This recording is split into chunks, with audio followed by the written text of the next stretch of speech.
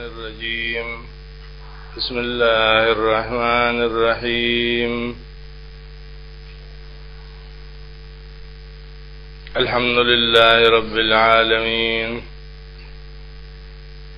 الرحمن الرحيم مالك يوم الدين إياك نعبد وإياك نستعين اهدنا الصراط المستقيم صراط الذين أنعمت عليهم غير المغضوب عليهم ولا الضالين.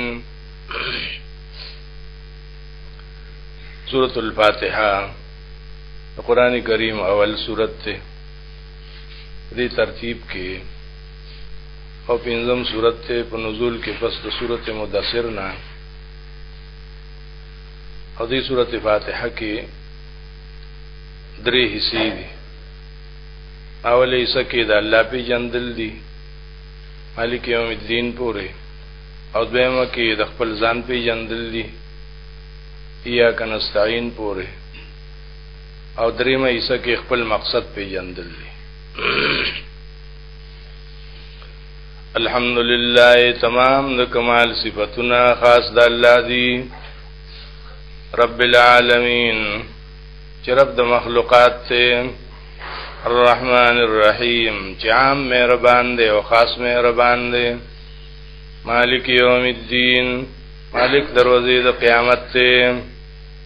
دې ځای پورې د الله معرفت حاصل شي په څلور صفاتونو سره چې الله معنا خالق، رب العالمین معنا تربیت کوونکې، اور رحمان برکت اچونکې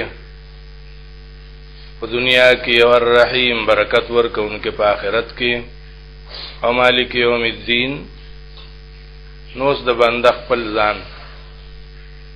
ایاک نعبد خاص تا عبادت کومونګه، و ایاک نستعین خاص تا مدد غواړو مونږه.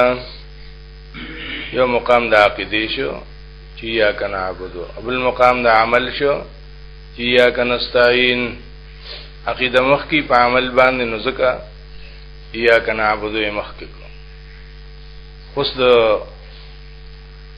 مسلمان تلار خی چې ستالار صدا هغه پیجنا اهدنا الصراط المستقیم.